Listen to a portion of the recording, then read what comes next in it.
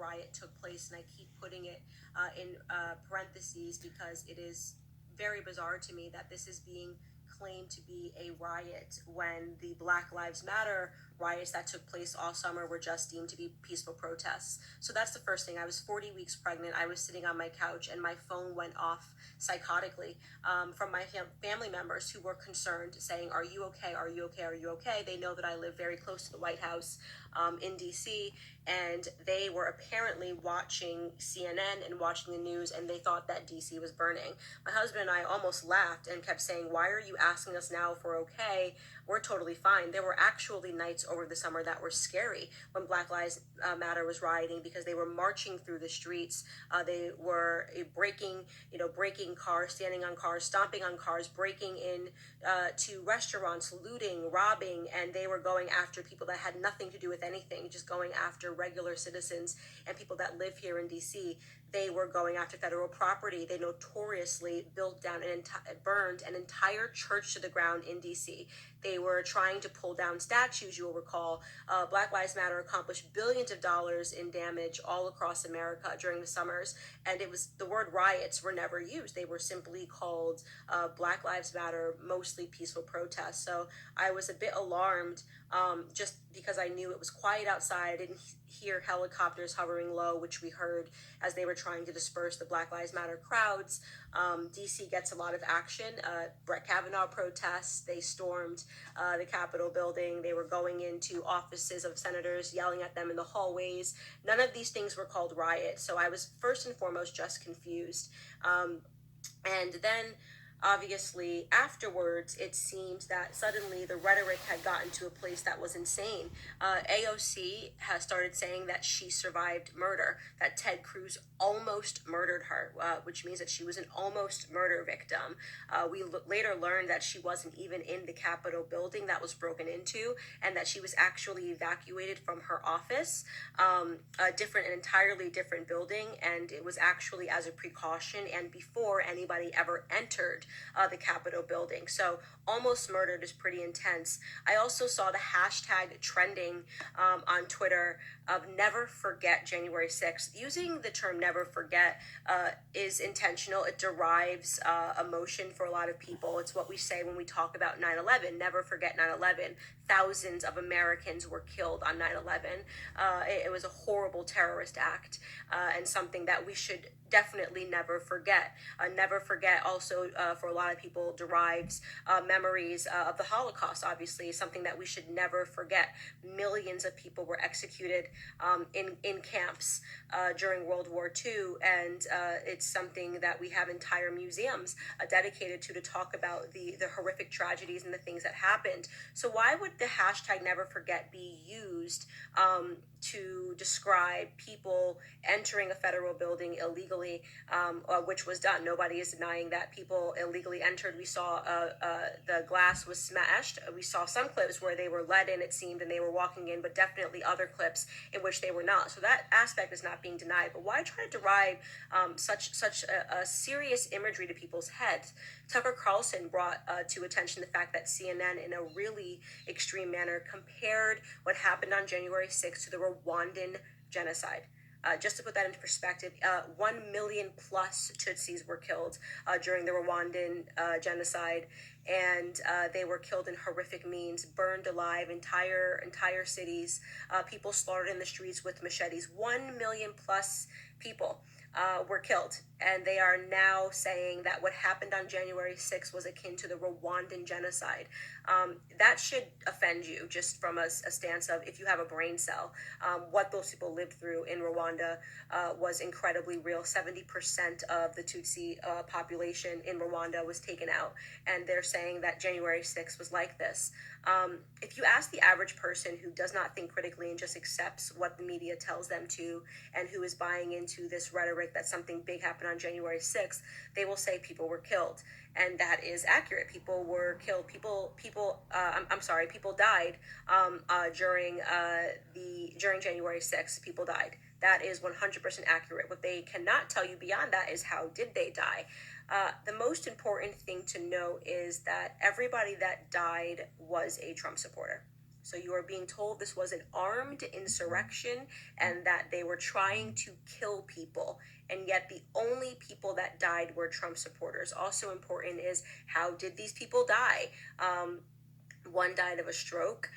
One died of a heart attack. We actually know, obviously, Ashley Bobbitt, I think, was probably the most famed name. That was the Trump supporter who was shot as she was trying to enter through broken glass. You may have seen that clip. She was shot by a police officer.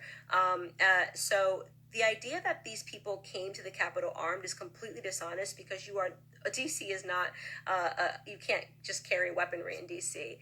We are not a conceal and carry district. District of Columbia is just, you just can't have weapons on you. Even people, former police officers that come in here, they're just not allowed to carry weapons in DC. So this idea of these people were armed, the first question you should be asking is, with what? Tucker Carlson also did an analysis of tracing where the idea of an armed insurrection came from. And it was from, you may have heard, a police officer died. He was one of the 5 people that died that day. You should be asking yourself how that police officer died. Initially, the New York Times reported that he was beat to death with a fire extinguisher. What people don't know is that was fully debunked. That entire storyline is a lie. There was no police officer that was beat to death by armed or unarmed insurrectionists with a fire extinguisher. There is no evidence to support that claim. In fact, after the riot, he went to his office and texted his brother and said that he was pepper sprayed twice, and 24 hours after, he died. So that's another story that leads to a dead end. It's completely untrue. There was no police officer that was beaten by any Trump supporters or any people that were at the Capitol that day with a fire extinguisher. So, and allegedly, by the way, that police officer who did die, being the 5th person, died from a stroke. Now, that can't be confirmed. That was told by the police chief, or one of the people at the police station had said that he died of a stroke, but he was subsequently cremated and no autopsy was performed. So all of this to say that every single person that died was a Trump supporter. And yet right now you have Democrats going around saying that they were almost murdered. The people were not armed, unless you're assuming that having a Trump flag and wearing a MAGA hat is a form of being armed. There's no people that have been accused of having weapons. But here's the most significant part, where you could say, okay, if you're going to use the word a terrorist, then I think it's fair to say that it was an act of terrorism, that we know that pipe bombs were inserted, and the media ran with this. There were bombs that were planted at the RNC and the DNC headquarters. The first thing that a critical thinker would say in knowing that is, why the RNC and the DNC headquarters? If they're a Trump supporter, why would they put pipe bombs under the RNC headquarters? And if they were a Democrat supporter, why would they put pipe bombs at the DNC? So that was already weird. What's weird about that also is that it turns out with time, of course, when the truth actually comes out, that those pipe bombs were planted the night before. So that did not happen. That was not a part of the Capitol riots. It had nothing to do with people going into the building and entering it illegally, which I've already said I disagree with. I don't think, and under any circumstances, that people should be breaking glass and going into buildings to take selfies and to take the Speaker of the House, whatever it is they took from her, and were taking pictures and making a mockery. I don't support that at all. But it is important to stick to the facts, which is that these pipe bombs were inserted or placed the night before, and the FBI still, which I find to be incredulous, has not determined who placed the pipe bombs. So that could be a Democrat that placed them. That could be a Republican that placed them. I find it unbelievable that a couple of blocks from the White House, where the president lives, they have still not determined who placed those pipe bombs. In fact, I think, and I'm speculating here, it's an opinion, that they do know who placed those pipe bombs, and they are withholding information from the public and allowing the media to run away with it and allowing people to believe that it was Trump supporters, and it just factually speaking was not. That is an unknown.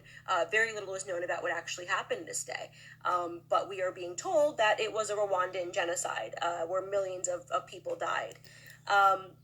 This is really scary stuff, and what's scary is that so many people fell into this delusion. People reporting people that they live with, their neighbors, their brothers, their sisters, people that they went to school with, and saying they were in the Capitol that day, report them, something should happen to them, these people should be arrested.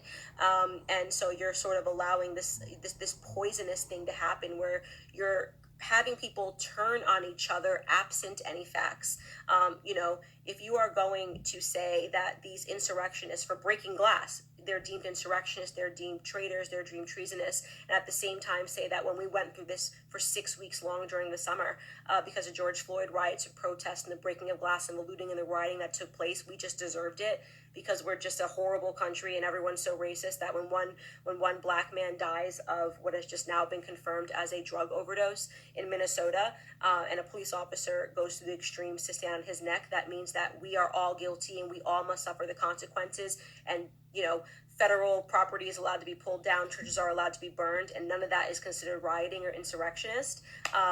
But some idiots break glass and go into a Capitol building. No politician gets hurt. No building is burned down, and this is the big deal.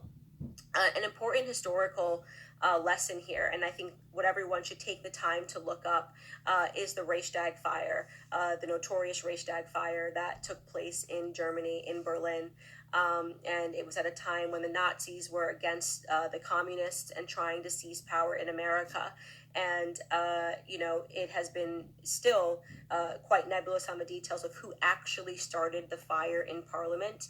But the Nazis seized the opportunity. One communist allegedly started a fire in Parliament, and the Nazis used that as a pretext to garner sympathy and to pretend that this act was so horrible that they now had a right to strip people of civil liberties. And it is how the Nazis assumed a totality of power in Germany, in Germany, in Nazi Germany. They forced the Reichstag, it was called the Reichstag Fire Act to be signed. I think it was called an act, the Reichstag Fire Decree to be signed, and allowed them to mass arrest all of their anybody who was politically dissident, anybody who didn't agree with them. It allowed them to seize basically ultimate power and to stop these people in their tracks. And they seized so many civil liberties. They shut down publications.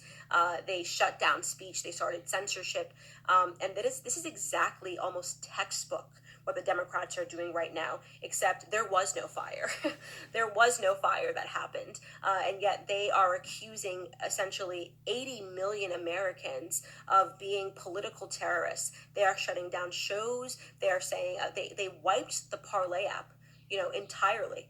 They are now saying, in collaboration with the tech companies, that nobody is allowed to question the results of this election because it led to this horrific event where only Trump supporters died. That makes no sense, right? And so they are censoring accounts, thousands of accounts that they're saying are guilty on Twitter for this insurrection. They've censored a sitting president. And one of the most notable things is that they keep showing this clip of Trump saying, march to the Capitol, and they stop the clip short because they don't want you to hear the end of the sentence where he says peacefully and patriotically. So they're outright lying about what the president said so that they can censor him and 80 million voting Americans who supported the president in this election. They've canceled accounts. They've shut down publications from being able to have a voice. Parlay, which was the social media app that conservatives were conversing on because Twitter had started this mass censorship. Apple and Google kicked them out of the store and used some absurd thing like, well, you're guilty of the insurrection, even though Trump wasn't even on Parlay. So Trump is guilty, but Parlay is guilty, but 80 million Americans are guilty. And what they're really doing is they're seizing civil liberties. They're taking away our right to free speech. It's why when I make these videos, I tell you, hit the share button, because we know that this video could be wiped tomorrow because there is mass censorship going on in America. The truth is not allowed to be told. We saw this all during the election cycle when they basically said if it goes against the narrative that we've agreed upon, we will take it and we will do away with it. And it's a scary time to be in this country when there are so many people, even though I believe more people know the truth, there are more people that don't. I do these videos because people around the world need to understand what's happening in America. we essentially we have the tech in collaboration with the mainstream media, and they are shutting down speech, censoring, lying, smearing, and libeling regular Americans. We had Bank of America begin going through the charges, talk about seizing civil liberties of its clients to see if they were around the Capitol on January 6th. To do what with that information, nobody knows, right? We are having conversations now where they're saying that any books that are written by conservatives need to be wiped. Josh Hawley accusing Ted Cruz of murder for calling attention to serious anomalies that happened during the election time in terms of having the rules changed. He had very practical, sober analysis of what was happening under Pennsylvania law that any person should be able to have a dialogue of. They're now saying you're not allowed to even say that. Here's my question, and I'll wrap it up with this. If you are the Democrats and you are saying that you legitimately won this election, and Joe Biden is, by your metrics, the most popular American president that's ever run. He got more votes than Barack Obama. He was that energetic and passionate, and he moved the nation in such a way that you have the most popular president ever sitting in the White House. Why do you have to censor and silence 80 million Americans? Why would you have to do that if you were that popular? Right? If this is real, what are you so afraid of by giving a platform to the small political dissidents, right? I mean, you would just say, oh, this person is someone that is political and disagrees with me, but it doesn't matter because I'm so popular.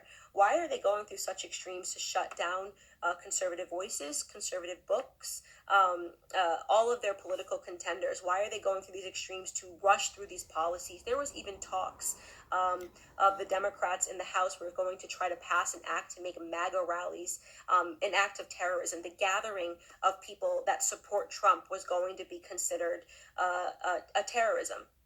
Why are you going through such extremes?